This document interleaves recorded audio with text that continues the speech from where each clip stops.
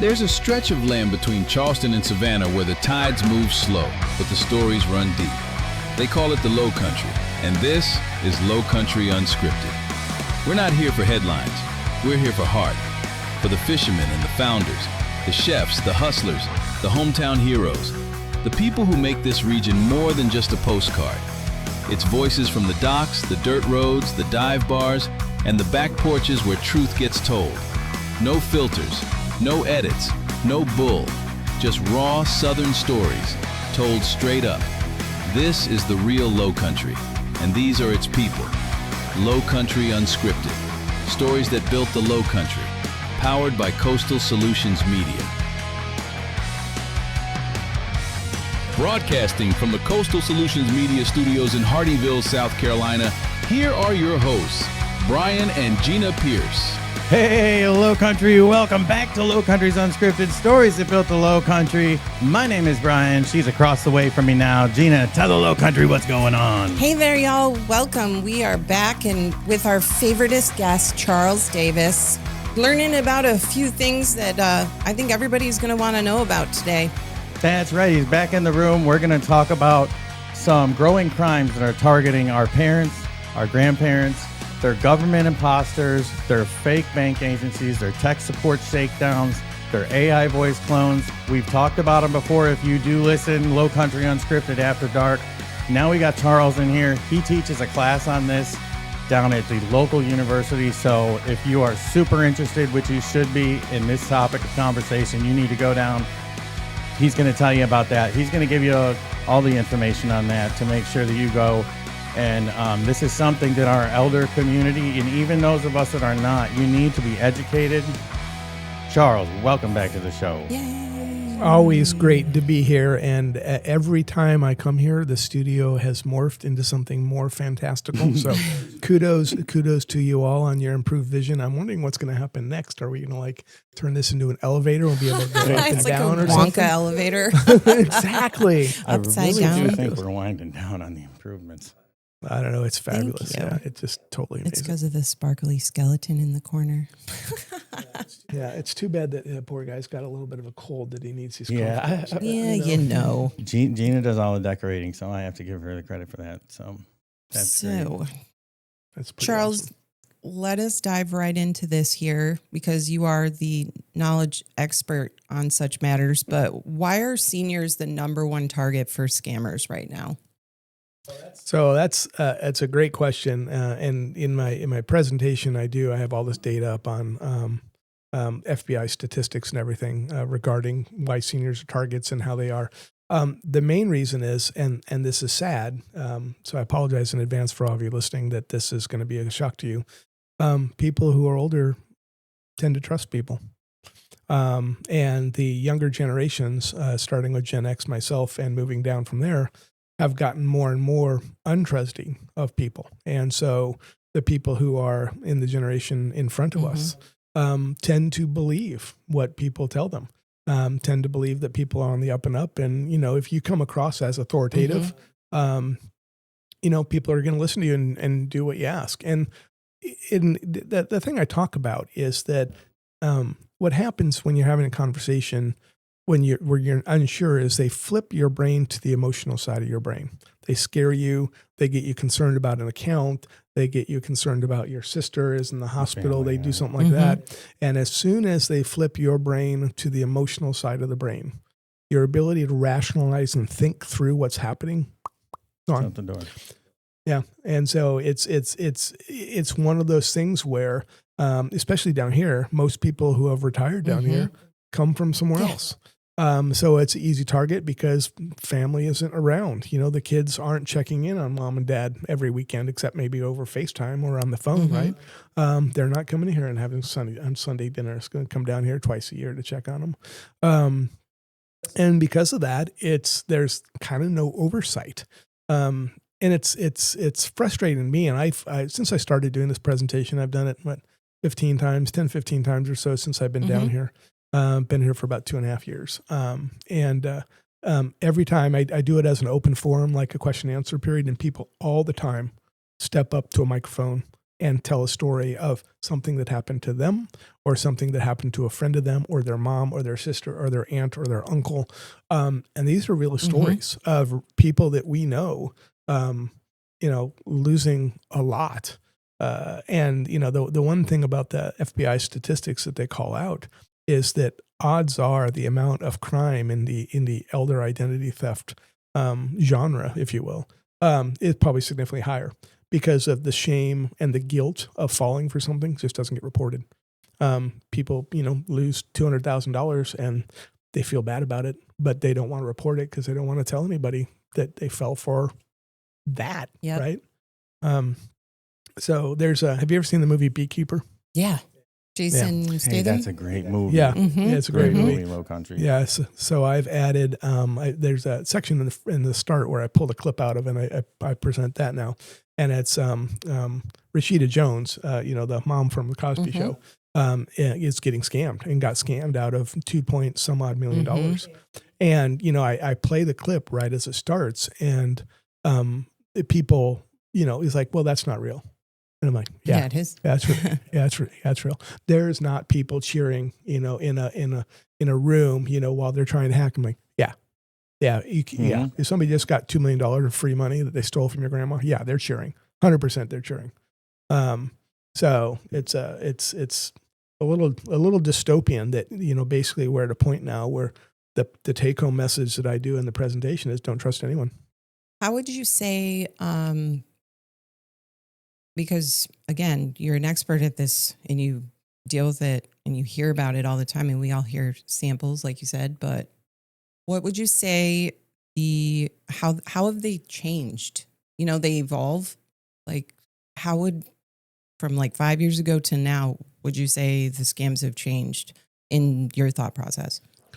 So really the biggest thing that has come on board as of late is AI, the voice capturing and replicating. So if you're out there in the real world and you do podcast or you do Instagram or you do TikToks and your voice and image are out on the internet, you don't need a lot for an AI model to replicate how you speak and to sound like you to somebody that you know and love. And if you're not talking to them every day, if you talk to your sister maybe once every month or so, if you get a phone call that's AI generated, you're going to be hard pressed to think through what's happening. That is like, is this real or is this not? So one of the biggest things, and so because of that, you just have to adjust. Yeah. And so the biggest thing I tell people is that you need to come up with a word or a phrase that you can say to, basically check to verify. That's what I tell is people. This person the person? Safe word, safe phrase, whatever it is. And don't text it, don't email it. You have to have a conversation with them. Don't tell them what it is over a podcast, certainly. But and if you're concerned that, oh, this sounds like my sister Becky, but man, she just has some weird mannerisms. And so you say, Becky, hey, what's our safe word? And if they're like silent or if they're silent or they don't say it or they don't know it, then there's a good chance. Well, actually, knowing my sister Becky, apologize, Becky. She's got a lot going on. She probably forgot it, so that kind of sucks. But if they say something different, it's like, it's a scam. I don't know. Do you remember the movie Terminator? Terminator 2. Is that Rise of the Machines? No. I don't know. Maybe T2. But Terminator 2. Yeah, when Schwarzenegger came back and he was a good guy this time, rather than a bad guy, right? And so there's a scene in there where he's replicating the voice of the kid and he's talking to the Terminator, the T-1000, the cop guy. Scary dude. And the cop guy is replicating the voice of the mom, and he hears the dog. Schwarzenegger hears the dog barking and goes, "What's your dog's name?" And he goes, "Whatever." And so Arnold says a different name. It's like, "How's Woofy?" It's like, "What's Bond?" "Oh, he's fine. He's just he's chasing a rabbit." And what's the dog's name? Something very simple like that. And he goes, "Yeah, you've been compromised." And so it can be literally like that. What's the name of your dog? If your son calls you, your son will name your dog. I know the name of your dog, but your son would really know the name of your dog, right? But if you get a call out of the blue, he went away for the weekend, a trip with his class, and you get a weird call at 2 a.m, it's like, Yeah. What's our dark's name? Yeah. And if they don't know, or if they say something different, then hang Yeah. up. Just hang up at that point, and then call somebody and report them, or freeze all your bank accounts. What would you say is the most, I would say like a real world scenario scam that's going on right now that you see like all the time? Oh, there's so many. I know, but like let's say like, what's the one that you see continually all the time? Like it never seems to go away. It's people getting a call from a allegedly known entity for something, like getting call from the bank or getting call from Best Buy. Hey, your computer's in, or this, that, and the other. And it's an alleged known entity. So there's that instant trust there. And then the entity leads them down a path.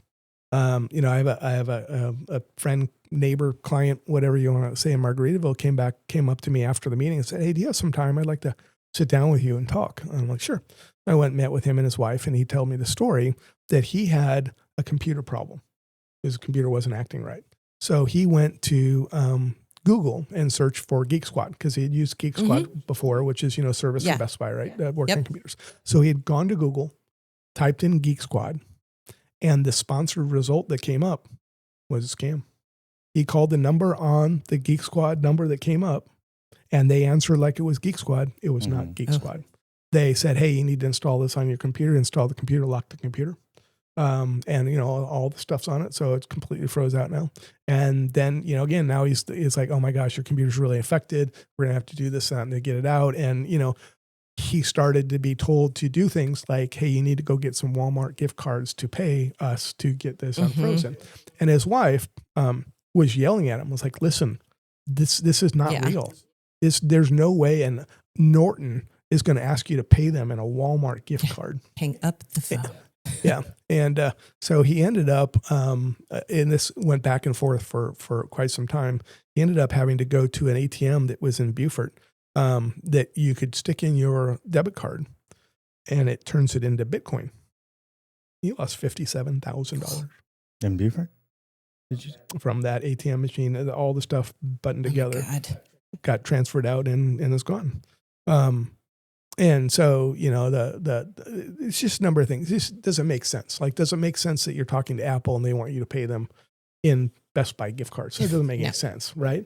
But again, if you're scared and you turn off that side of the brain, you turn back to your reptilian side of the brain, which now you're just frantic. How can I solve this and fix this problem?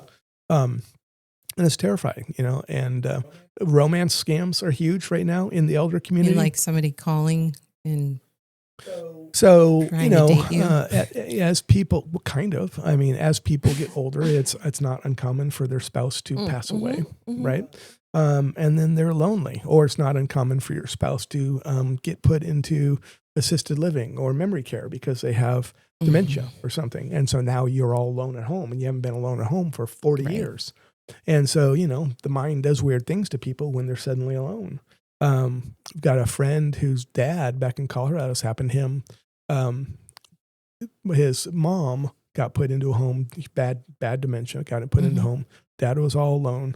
They sold their family house because he didn't need the big house anymore. And he's moved in with my friend's sister. In the meantime, he had found somebody reached out to him on Facebook, because he was posting things like, "I miss my wife," or that sort of thing. Somebody reached out to him and started a relationship. And it was not a relationship, not a real person, not anything. $846,000 gone. Paying for plane tickets and never showed up, sending them Bitcoin, paying their mortgage payments, paying for their cars. I mean, all this stuff, which is like, if somebody tells you they love you, it's like, well, that's great. Can you help me? I'm like, okay, well, you're gonna send me a gift card, buy me a house, right? And still to this day, it's been over a year and a half. They keep trying to reach out. Of course, they were trying to get my friend's bank account information. And meanwhile, my friend and his wife they're all angry. It's like, why do you keep falling for this? It's like they take away his phone, they lock him out of his Facebook account, they do all these things, but he keeps finding a way to go back. because he's lonely Mm-hmm. and he thinks this person really cares about him. And odds are that person just doesn't even exist, right? And when you're lonely and you've been married all those years and you lose your spouse, you're vulnerable. And when 100%. just because, and every one of these scammers, they take advantage of the vulnerable, and they know you're vulnerable because they do the research. It's public knowledge that you've come into a vulnerable state in your life. Absolutely. Yeah. And you know, John Smith of Beaufort passed away. Well, let's go see if you find the address. John Smith. Okay. Address on title. It's got Joan and John. John passed away. That means Joan's alone. Just the other day. So I live in Margaritaville, great community, fabulous community. Love it. And somebody, with the potential oncoming storm, they're like, hey, we should start a list of people who live alone so we can check on them in case something happens, which is really a nice thing, right? I mean, in the grand scheme of things, it's really a nice thing. And I responded, please don't do that, because that's not going to be on the internet. Yeah. There's a list of 542 houses in Margaritaville that have one Great owner. suggestion. It's a horrible idea. Don't do it. It's like, well, but we want to make sure and check on them. Don't do it publicly then. I know this. The sheriff's office does Oh. it during a storm. If there's an evacuation, they knock on every door where there's an evacuation. And if you're staying, they paint your door. I've painted many doors during Hurricane Matthew. It just basically says this person's here, and we need to check on them. First time we can. Now, do you get to pick the color? Like, can you choose a light teal if you really want to? My can was yellow. It was awful. I mean, those poor people had to repaint the doors and stuff. I'm sure it was the least of their concerns in shipyard, absolutely. you know? Yeah. But, so I pulled a few local nearby cases on what's going on. And these are recent. August 6th, 2025, a Hilton Head man was scammed out of $25,000 by callers posing as Navy Federal credit investigators, and they used the courier pickup system to come in. Do you know anything about that? So I don't know anything about the courier pickup. I do know about the scams from the bank scams and all that stuff. And what I tell people is that, and the banks themselves will tell you, like, they will not call you. They will not ask for your account number. They will not ask for your password. They're not going to ask you for anything. The banks, they may call you and say your account was compromised. But that's it. Don't give them any info. Right. So what I tell people is, if you get a call like that, or if you get the best thing to do is put like the Capital One app on your phone, because if it pops up that you've been scammed, it's coming from the mothership, right? It's coming from Capital One. So that's going to be accurate. But short of doing that, if Capital One calls you and say, hey, I need the last 4 digits of your account number, your full social security number, your birthday to verify your account, what you do is say, thank you, and hang up. And then you go to your wallet and pull out the Capital One card that's in your wallet, look at the number on the back and call them back and say, hey, I just want to let you know, I just got a call from the fraud department. Don't know if it was real or not. Can you tell me if anything's going on with my account? But you've called in at that point to a known number. And then if they start asking you for information, then that's okay, because now you know who you're talking to. And 9 times out of 10 is like, well, thank you for reporting it. No, that was not us. We did not have any fraud on your account whatsoever. If you're concerned about that, we can close your account and build you a new one. No big deal. Let us know how you want us to proceed. Because the credit card agencies don't want any of this stuff out there. Capital One doesn't want their place scammed because they're on the hook for all the money. You're only liable for like $25 if your credit card is used for malfeasance. Well, unless you're doing the malfeasance yourself. That's something different, I suppose. Yeah. So I also tell people, don't ever use your debit card, because if somebody gets your debit card account, they drain your bank account and you can't do anything about it. You may have a bank. I know Synovus here in the Lowcountry is very much customer service focused.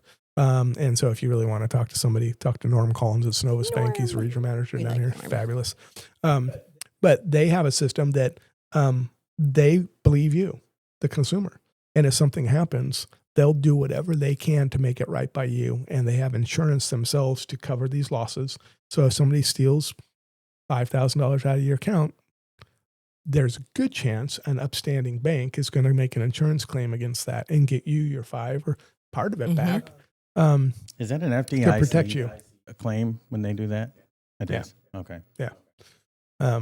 So, again, it's always good to know what somebody's going to do for you. But yeah, I tell people, don't use your debit card at all. I deal with mortgages. I'm a mortgage lender. And so I'm looking through people's bank accounts all the time. And, there'll be hundreds of entries in their bank account for debit this, debit that, Starbucks here, Ace Hardware that, and all that stuff. And I tell them, it's like, you really need to stop using your debit card. It's like, why? I don't want to use a credit card. I don't have a credit card. You need to get a credit card. Do you have any idea, like, how, bigger picture here, how much are people losing, like, every year? Do you have any, like, statistical stuff on that? Off the top of your I head? do. I've got it right here. Yeah, and I'll get to that. Let me get to finishing these locals. And if you've probably seen them on Facebook. The Beaufort County Sheriff's Office has done it. I don't know about Jasper. If you haven't done it yet, Jasper, get on board. But they put out about once a week. They've got a scam saying, look, they're putting that out. They're not just putting that out like, here's some good community information. No, it's because identity fraud and scams are probably the number one easiest crime to get away with. Absolutely. It's so hard to chase down these days. So that's why the warnings are out there, because if you call the law enforcement, they start with their hands tied. And so here locally, looks like in Charleston County, there's a lot of jury duty, loved ones in jail, calling, you have accepted a collect call from the Charleston County Prison for John Smith. Yeah. Whatever the case may be. Yeah. And then he needs money for either to get out to be bonded, or he needs commissary. Those are the two typical ones. And then this is interesting. Savannah, Effingham, Chatham. In Chatham County, an arrest was made. This is elder fraud. All of this is elder fraud.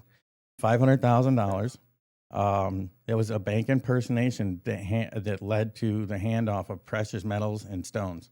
Oof. Yeah. And this Chatham County Sheriff's Office, hey, shout out to you for catching this guy in the act. Wow. They caught the suspect. What did they do? Hand him suitcases of, like, watches and jewelry as well as money? Like, here you go. Him in, Can you imagine? Bank impersonation. And they're like, hey, we'll give us this stuff. We'll go and we'll transfer it, put it in your safe deposit box. It's not going there. And Terrible. then in Effingham County, an elder lost $15,800 in a jury duty scam for Cash App payments. So, and as far as the statistics go, now I'm because we're trying to direct this towards the older community and such. The scale of the problem looks like this: in 2024, 2025, $4.9 billion in losses was reported to the FBI. Now, that's just what was reported. And most of the majority, I would say, the majority of this goes unnoticed, or unreported. And so 4.9 billion is probably not the most accurate number as to how large the situation is. And the trend, though, for seniors and the scams has increased year over year by a significant amount. Yeah. Yeah, and it's probably triple. I would say it's probably closer to $15 billion. Again, because, an example is my friend I was telling you about that was scammed out of $846,000. His dad didn't tell anybody about it. They found out because the check to the mom's memory care facility bounced. And he had no money to pay for his wife to stay in memory care. And so they all freaked out, and they're like, Dad, what's going on with your money? And he's like, well, I don't know why the check bounced. He did know why. But he didn't tell anybody about it. They had to find it, and they started going through all stuff and saw all these transactions going overseas, turning into Bitcoin, going away. And once it turns into Bitcoin, it's gone. And there's a big push right now in our government to legitimize blockchain currency, digital currency. And it's not legitimate. There's no way, shape, or form is any digital currency legitimate at all. If somebody is asking you to pay for something in Bitcoin, it's because they're trying to hide something from somebody. For tax purposes, you can argue all you want, whether you want to pay a tax man or not, still against the law to not do that. Most of it's not legitimate. Somebody asked me a while back, it's like, well, what would make it legitimate for you, for me? What would turn me into thinking, okay, then it's legitimate? Well, just make a digital dollar. our government could back a digital dollar. We could do a blockchain digital dollar. It could be backed by the honor and Federal faith Reserve. of the U.S. government, the Federal Reserve, and the U.S. Treasury. It could be done not even that hard. It could be done, and then I would trust that. I would trust that currency because it doesn't go up or down by 40% overnight. Right. I mean, which is what Bitcoin does. There's a push. So Bill Pulte, we were talking about Pulte. There's a earlier. couple of cryptos though that don't that are static coins. What do you think about those? So the issue like is that USDC and Tether. yeah, they're stable coins. They're not even terribly stable when you compare them to the currency markets. So again, what you need to do is take a step back and disassociate it to what's the most logical equivalent, which is the value of the dollar, the value of the British pound, the value of the euro, value of the ruble. Pick a currency, value of the Australian dollar, pick one. And then look at that over the last 20 years and look at, has it gone up or down? And they all fluctuate over time, but it's not like this and then this and then this and then this. But the stable coins, such that they also are more reactive than the actual underlying currency they're supposed to be stable against. So again, it's just, in my personal opinion, Pulte's trying to create a system where you can pay for a house with Bitcoin. And I had somebody ask me a while back about that, and I'm like, well, okay, pay for your house in Bitcoin. What if it dropped by 20% overnight, and now you don't have enough money to pay for your house? I guess I'm not one of those people that like can read that stuff and understand it, but like, I think if you get like a ridiculous return from Bitcoin, like you all of a sudden you just made like $50 million in like a week, do you cash it out? I mean, right? Yeah. Isn't that the purpose? Like you're like, okay, I just made $50 million. I'm out. And then they're done. But it's gamblers' reaction. See, that's why gambling is so prevalent in our country right now.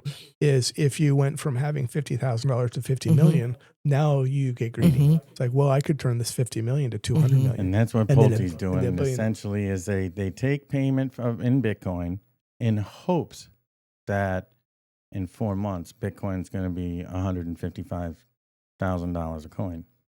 Right. They assumed the asset at $100,000 a coin. But in 4 months, we could be talking a whole nother ballgame. But there's always the flip side of that coin too. However, here lately, I mean, Bitcoin hasn't, taken a hard hit, and that's why people are.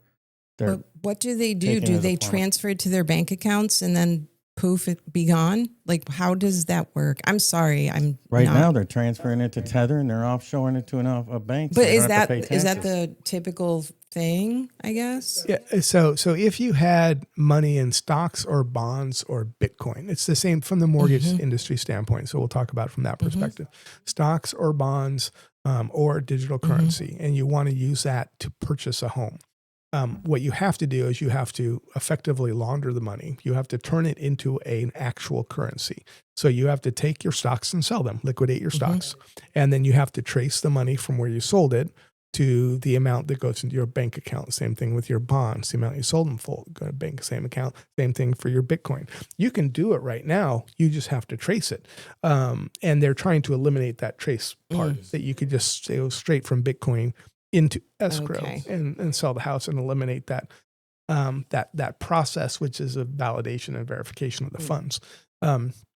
You can't buy a house in the United States with cash at all. And people are like, yeah, you can. I'm like, no, you cannot. Money has to come out of an institution. It has to be at Chase Bank or US Bank or pick a bank. It has to be somewhere, and it has to be in that somewhere that's traceable. And if you deposit $9,999 a day every day for 14 months, and you have, I don't know, $2 million. I don't know how much that would be. It'd be a lot.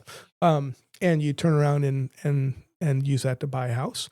Well, that's barely under the limit, and the bank is supposed to report you to FinCEN because the limit's $10,000. And so anybody putting money in or out at $9,999 clips is obviously doing that to avoid the trip. Yeah. And so every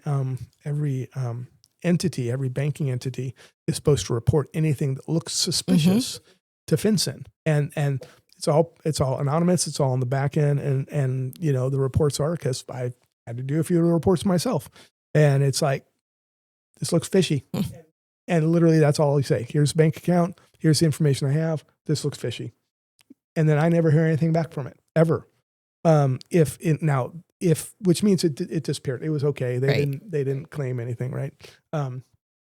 But if it does become something that's now they're going to, I'll have to go to court and be a witness for that, which I don't want to do that. But yeah, it's scary times, because you can have, your online bank account, be at Savannah and checking your online bank account at Savannah Airport. And then before you take off, you do that, you close your laptop, you leave. By the time you get to Charlotte, your bank account could be drained, because somebody had pineappled that network and you didn't even know. It looked like it was the Savannah Airport network, and now your data was hacked by somebody. Yeah. So just be careful, be smart. Yeah. And but I think I want to leave this kind of toward the end, but what you just said, at the end, I want to touch on some do's and don'ts. So kind of look forward to that. But I know one that I heard about, this was just basically through some comments on social media, was somebody got scammed with the local, I can't remember which utility, it was Palmetto Electric, that they were going to shut their service off. Yep. And if you didn't, pay up now, if you paid up now, we won't shut it off, and now we'll be there, in a little bit to turn it off. And look at when you turn that's another one. Vulnerable people who are vulnerable take that bait every time almost. Absolutely. These guys wouldn't keep doing it if they weren't successable. Yeah. 100%. Yeah. There's a reason the industry exists, and the reason we keep talking about it. So yeah, you're spot on. And that's that again, that initial emotional response. Hey, this is Steve from Dominion Energy. Your last payment didn't go through. Just so you know, per our terms of agreement, you're 37 days past due. Your account will be closed out in the next 2 days if we don't receive payment in full. Oh my gosh, I didn't even know. I checked my bank account. I thought it went through. Now they're panicking because they don't know, and they're in that fight or flight mode. And they're, what do I have to do to make it right? Well, here, let's send you to a website. You go to a website. It looks like Dominion Energy's website, right? And again, I'm not saying this has happened like to a Dominion faux Energy, website but type thing, yeah, fake website. And we can scavenge a website. We could build a website that looks like any click real this link to go to there, and boom. Yep.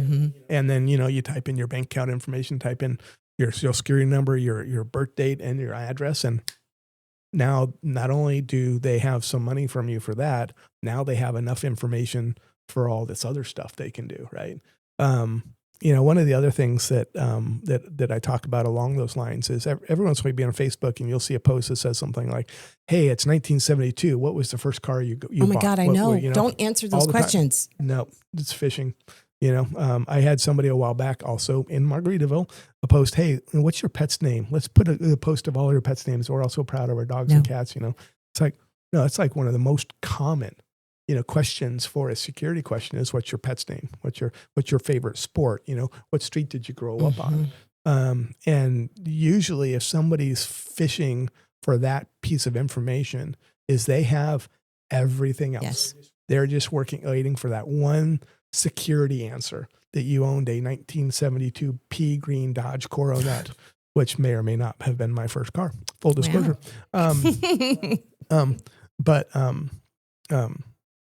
You just answered the question. Just answered that one piece of information they have. They have your bank account. They have your username. They have your password. What they were missing that were the security password. Yep. I'm familiar with people on certain sides of family that still answer these questions. And I'm like, oh my God, stop. What do you recommend for people as a different form of two-factor authentication when it comes to that? So the best thing to do is actually have a two-factor authentication app like Google Authenticator, Microsoft Authenticator on your phone, because it's always with you. That's the best, most secure thing. The problem with that is if you lose your phone, now you're in a real bad way. And or if you trade in your phone and upgrade a phone recently at the Charleston Apple store, and all your 2FA stuff were on the old phone that got erased and none of it was transferred to the new phone. Now you can't get into your email accounts. Now I may or may not using a personal example that my wife is recently just going through. But, so then the other 2FAs you can use are email, sending an email to you, or sending a text to you. I guess what I would say is the best two-factor would be the authenticator. The second one would be a text message to your phone. And the third one from email, mainly because email is just too easy to compromise. And if they have all this other stuff from you, there's a reasonable chance they're watching your email accounts too. Whereas it's kind of hard to spoof the phone unless you're watching Born Identity. In that case, it's really easy to spoof a phone. Funny you so said that because we were watching that last night. Such a good I love movie. that movie. Slip, boom, boom, boom, done. I'm like, wow, that is pretty amazing. Well, boy, I'm sitting over here and I've been tossing this idea back and forth.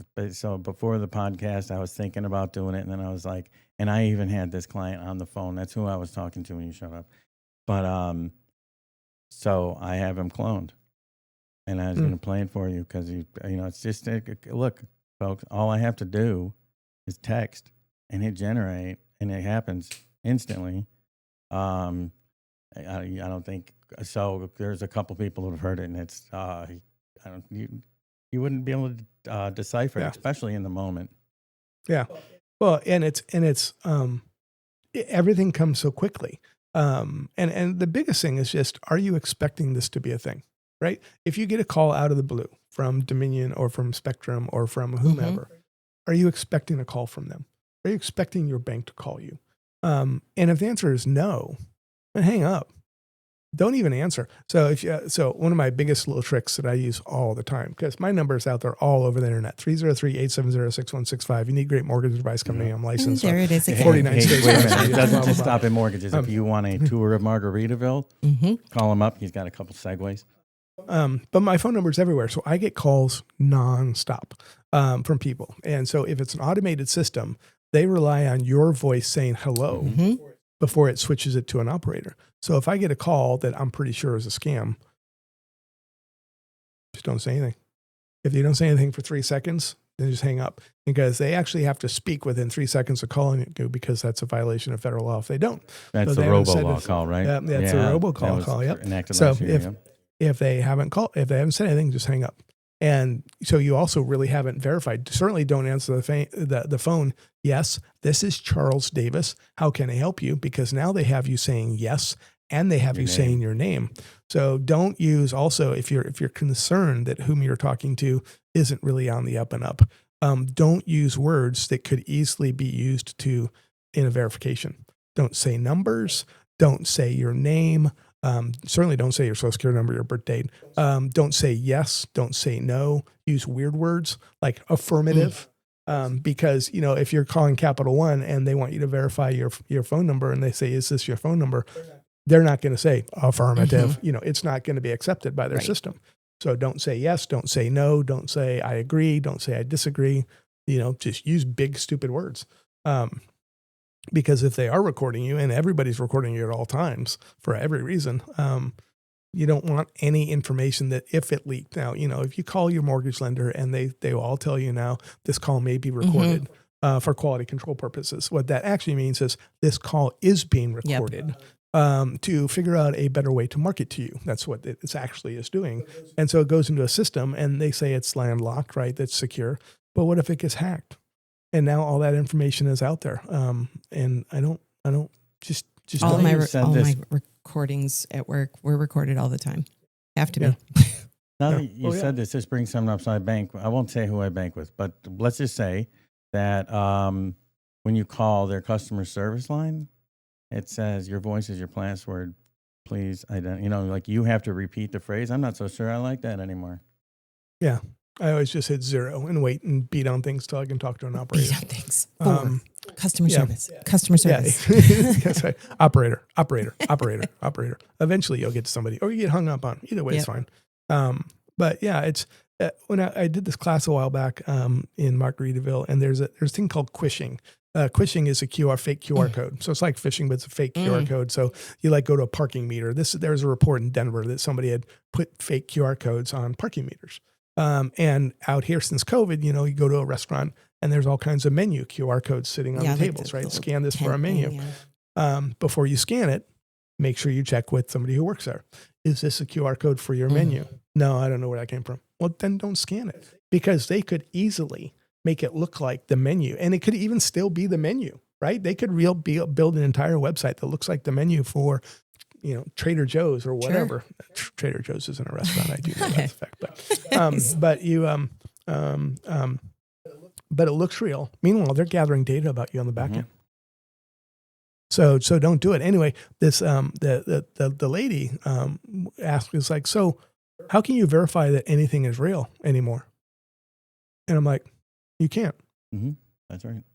Just to see him face to face. Yeah, and she's like, well, what do you mean? It's like, yeah, you can't verify anything's real at all. I mean, there are studies out there that can't disprove that we're actually living in a simulation. Oh, right. Yeah. Did So you take the really, red pill or the blue pill? That's right. I took them both. I'm going to go right down the middle and see what happens. Although, would that be an interesting Matrix episode? Like you take them both, what happens? Oh, God. You know? Anyway, but you can't. So you don't trust anybody. You can't trust. I mean, that's the take-home message. So the presentation has gotten remarkably darker over time. It started uplifting and how to protect yourself. Everybody out there is listening or watching this right now. First thing you should do, freeze your credit reports.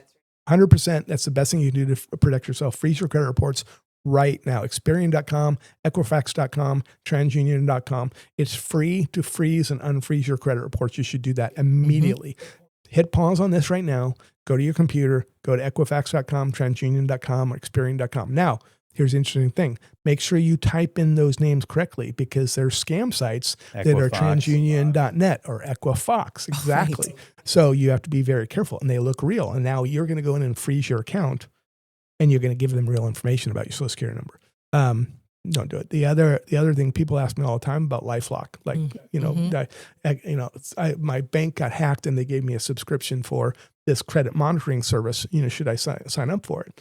And I'm like, well, LifeLock's been hacked 3 times and they got all the user information.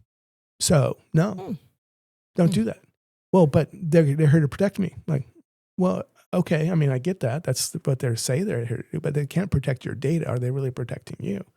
And you're going to give one entity that isn't governmentally regulated all the information to monitor your accounts, your Social Security numbers, your birth date, your street where you grew up on, your mom and dad's name, all the stuff that they have to use to verify that you are who you are to protect you. Well, now they have in a system somewhere. And if they get hacked, somebody else has that system and somebody else has that data. And so now it's all fair game. So I'm actually on a big crusade right now to pull stuff off of online systems as best I can. Not back up my files to the cloud. I actually have a hard drive that I plug into my computer like a grown-up, we used to do, to pull stuff back because, here's the other thing about cloud services. First of all, there's no cloud services, just server somewhere else, just so you know. It's just a metal box sitting cloud? It's right there. Yeah. There's a big one in wire transfer. Jeffersonville, Indiana has a huge one. Anyway, those systems are not as secure as you might think. Those buildings are not as secure. You watch videos all the time. What did I watch a while back? Ocean's 11. Great movie, Ocean's 11. They break into this vault, and the first thing the Yahoo does with the glasses, the nerd guy goes in and he hacks the video system. He just kind of walks in there and does it. 100%. You don't have to be terribly rocket science-y smart to walk into a data center. You just tell them you're here to fix something, repair something. I'm here to repair the ceiling in grid 48 and hope there's a grid 48 and they'll hopefully show it to you. I didn't know there was a leak there. Half the time they don't even know what you're talking about. Like, just go. Yeah. Well, you go outside, if you wanted to be a scammer, if you wanted to be a criminal, which, it's not that hard. Don't ask me how I know. Go park outside a day center and watch for the utilities, the service provider trucks that show up, the plumber that show up, the electricians that show up, their names are plastered on the side of their car, right? Well, just come out and say, hey, I'm John Smith with Commercial Electric. We're here to work on the new blah transformer in the new building. Okay, no problem. It's like, and then you go in there and you fake like you're working, say, hey, I got to go to the bathroom and these aren't working in this building. Can I get into the, oh, sure. Yeah, here's the code. I mean, again, it's not, just be paranoid. Be paranoid at all times. And it's sad, and I'm sorry to be the bellwether of bad news, but everybody is trying to steal your stuff. I have a big slide in the presentation that comes up and that says something to the effect of, always assume that everybody at all times is a lion sack of crap. Yeah. Just assume that's the case. Lead with Yep. that, and you'll probably be okay. Listen, for these Yeah. people, it's their get rich quick scam. It's their, Yeah. You're sitting in somebody's garage out in like fool around whatever. and find out. That's what you'll ways find to out. scam people. Maybe they think they'll find out. Maybe they will. Maybe they won't. More times than not, I don't think they're being caught. At least the last my checks were. This is one of the hardest crimes to investigate, and a lot of times because it's so difficult, they have protocol for investigation. If it doesn't pass, if it doesn't check every box, they move along. Because they need cases that are going to check boxes, and not many do. Well, and if you think about it, again, getting back to the elder theft, the elder identity theft concern is that you have somebody who's retiring, they're not working anymore, they only live off their pension or Social Security, and the only money they have in the world is in their IRA or their 401k or their bank, right? They have $217,000 to their name. Literally, I see people all the time that's it. That's all the money they have. So you would think, well, $50,000 losing that's not that bad. Not for these people. That's a quarter of your wealth. Mm-hmm. Gone. That's what 2 years of living frugally gone out the door. That's terrifying. And there's no way to protect against it, and the other ironic thing is I was talking to somebody a while back, and oddly enough, people share the weirdest stuff with me. It's just crazy. I guess I just have that trustworthy face. It is. They told me how much money in cash, gold, and silver they have in their house right now, actively. And it was a disturbingly large number. And they told me, Don't do that. Oh my God. seriously. Don't tell them how much money's under the mattress. No. And they told me this while I was in their house. Oh, no. So, and I know when they're not in their house. Charles. And I know that they don't have an alarm system. Oh, And I know their dog just passed away. for God's sake. And so it's like, if I were not an honest person, I would go liquidate their stuff.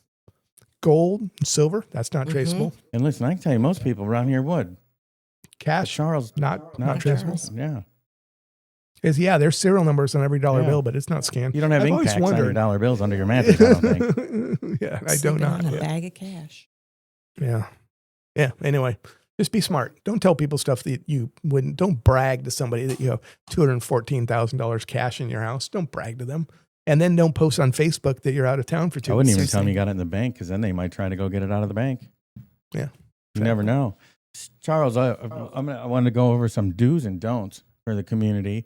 I'm going to start with one, because this happens to be just one area where I have some expertise in, and that's AI.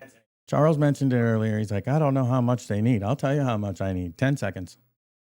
I need you to talk for 10 seconds. And so that leads me to tell you this, that if you have grandchildren or children, it's a big thing now, digital media, digital marketing, that they have become influencers. Okay.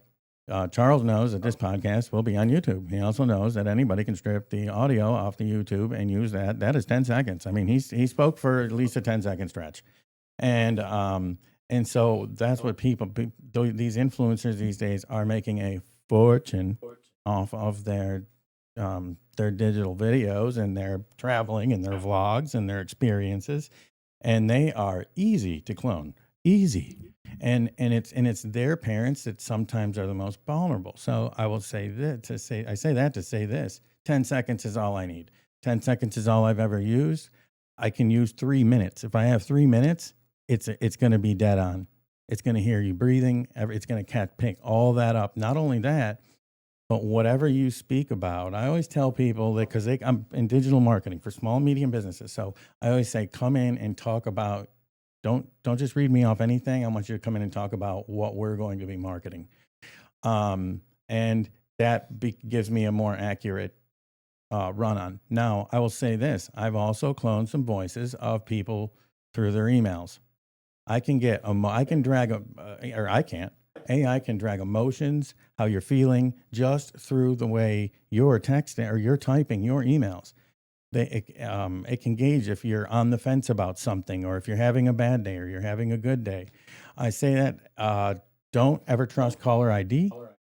Don't ever, or the voice. The voice is the thing. If you look at it, it's easy for somebody to get a local caller ID or to put that technology needs some help there. Mm-hmm. Yeah.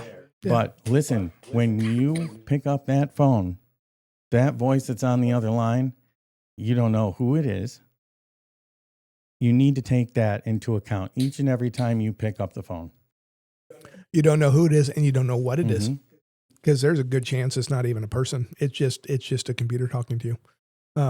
And so, also a plug for Brian over here at Coastal Media Solutions. If you are in the Lowcountry and need digital media stuff done, he's your go-to guy. Yeah. Absolutely fantastic. And the tools that I've heard him build with his AI for other people are absolutely fantastic. So he speaks 100% from what he knows. But again, just be concerned. I mean, you ask, what my don'ts? Don't trust anyone. Mm-hmm. That's the first one. Don't trust anyone unless they're standing in front of you and you know who they are. Like I trust you guys because I came here to your studio. I know where it's at. It hasn't moved around. It keeps changing in here though. So maybe this is Just an like alternate changes, universe. Charles. It's just like But yeah, don't trust anybody. And really the first thing you do, 100%, freeze your credit reports today, right now. Go do that. That's the easiest and best thing you can do to protect yourself. Freeze your credit reports. Can somebody steal your money from your bank? Yes. Can they open money in your name? No. Can they open a loan and buy a new house in your name? No. Can they steal your title? No. Freeze your credit reports. Yeah. And I wanted to bring this up because I forgot earlier, but what is your take on, and because I know a lot of people are now using them, and I know how the technology, how this information is transferred, let's say, the Apple wallets, the Google wallets, the radio frequency identification that can pull and extrapolate that information from your phone. So you can go to Amazon.com. It's a pretty large website. You might be able to find it on the Check internet that there. And you can type in a device called Flipper, Flipper. That is a signal cloner. So it can clone any signal. It can clone a garage door opener signal. It can clone a signal getting into somebody's car, a car key signal. It can clone an RFID tag from your phone. It can clone anything. It has to just get close enough. So if it's just RFID for the sake of RFID, I'm not a huge fan. If you're layering on top of it a known, highly secured backed service like Apple Pay or like Google Pay, those are probably okay because there's so many levels of encryption sitting on top of that. Plus the fact that both Apple Pay and Google Pay aggregate your credit card number. So if you use a credit card to pay with Apple Pay and then you look at the receipt you get after you paid, it is not your credit card number. It is a completely made up number for that one transaction only. That. Yep. And so it actually gets kind of complicated if you go to return something and you look at your receipt. I'm like, that's not the your card. card 8274. What is right? You don't know that. But they know. You just take it back. They'll fix it for you. But yeah, so those are better. If it's things like, the RFID tag, to get into your community or the pool or the hot tub. Pool or hot tub. Yeah. There's stuff everywhere. What Charles is saying is you can put these devices in your pocket and just walk around, just walk by people, and it's collecting all of your anything that transfers through that frequency, and it can pick up multiple frequencies. I think the iPhone that transfers those, the Apple Wallet is something like 4 hertz or something, but it's the fact of the matter is I think people need to know that those wallets may be okay to use. I'm sitting here thinking as you're talking, boy, I wonder about my Apple Wallet, but now that makes me feel better. How about gift cards? You just as a concept, like using gift cards, like something. Gift card. So, I've actually done some pondering lately about returning to the days of cash, right? Because one of the things that happens to all of us is all of our marketing activities are tracked because we pay everything with a credit card or a debit card. So your bank knows that you shop at Best Buy and Publix. And so, of course, your bank tells Publix and sells your data to Publix, hey, just so you know, there's a lot of people over in Margaritaville who shop at your Publix. So you might want to, do some targeted marketing directly there and you'll get more of them, right? You'll just reinforce that. So now I can't remember what the question was. What was the question? Gift cards. And I Gift guess cards, where I was going so, with it is kind of along the crypto lines. Like, don't ever pay with crypto why, if, or not, look at, Cash. it's like this. If somebody's calling you and asking, about payment in crypto, gift cards, payment apps, courier pickup, That's a phrase wire that you tra- should ping to it's your all- head. Yeah, it's all. That's It's not all. right. If But I think gift cards are in that doesn't group. make sense. They are. But if you're like wanting to buy a computer and you don't want anybody to know about it, then go buy a gift card with cash at Best Buy and then pay for it with a gift card. Yep. Right? I mean, because then it's not tracked. You're effectively laundering money there, but that's a different story altogether. Just to buy a computer. But yeah, if you have somebody calling you an urgency, so let's say you get one of these clone calls of your son calling you from Beaufort County Jail. It's 2 a.m. You're already freaked out. You woke up. It's a panic now, and they're saying, "Hey, we need to bail your to bail your son out of jail or to get him out. We need $200 worth of Best Buy cards." Does any of that make any sense at all? I mean, your son's a good kid. Why is he in Beaufort? You saw him like an hour ago isn't he down in still your in bed? basement, right? I mean, so yeah, just use your brain again. And it comes down to, do you expect it, right? Do you expect it? And if the first thing somebody, when they call you, they try to put you into a mode of fight or flight. This is happening as an emergency. Your aunt's in trouble. Your sister was in a car accident.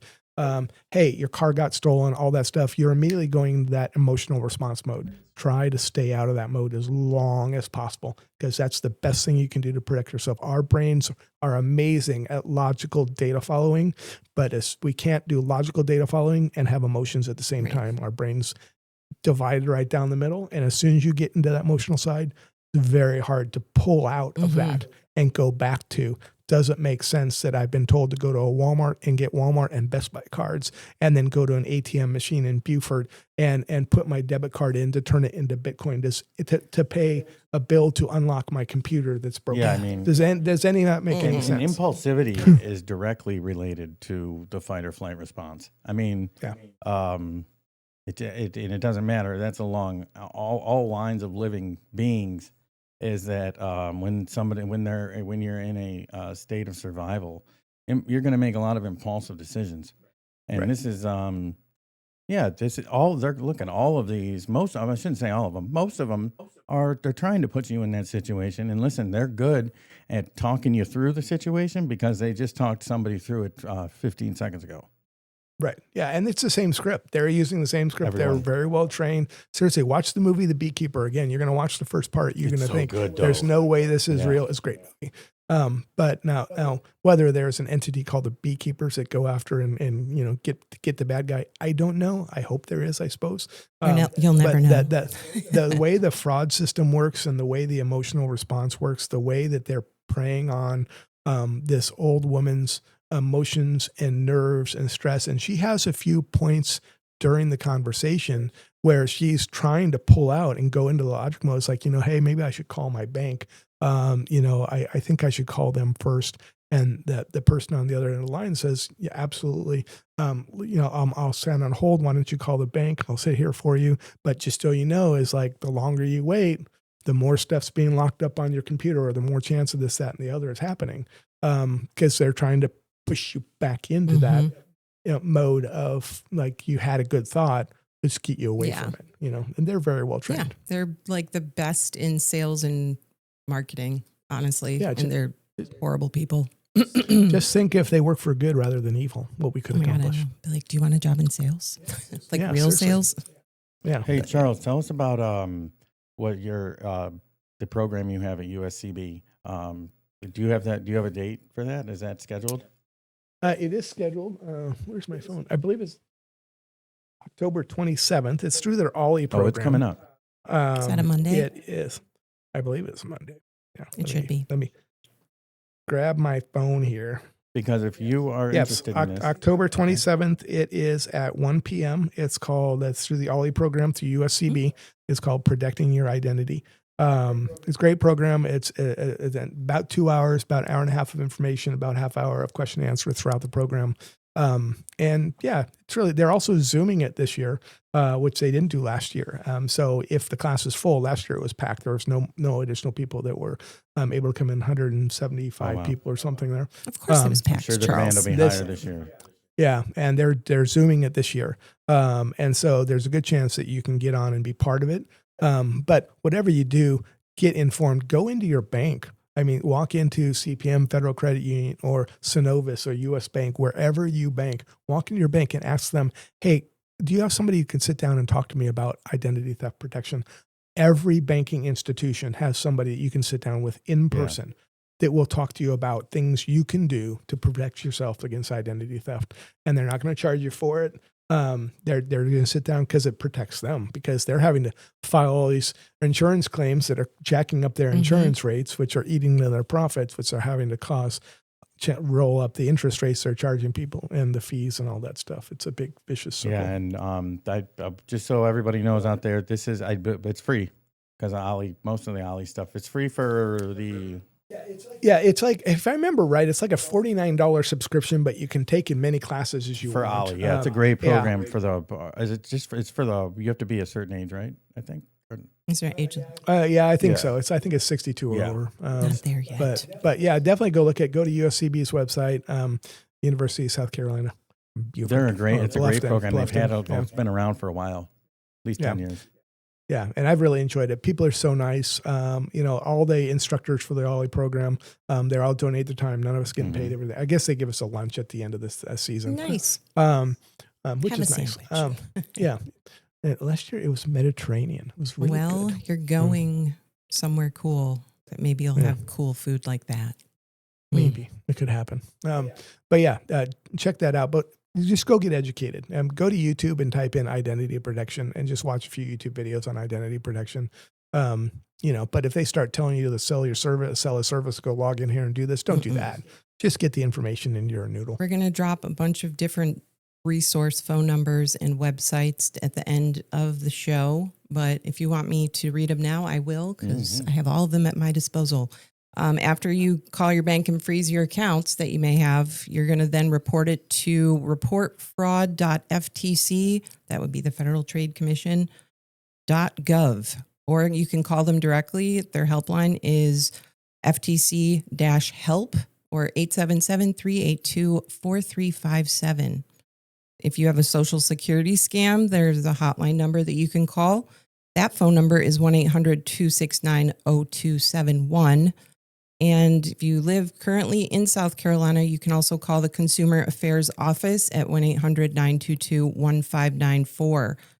AARP will also do a Fraud Watch Network. They have a phone number for seniors that help other seniors spot scams at 877-908-3360.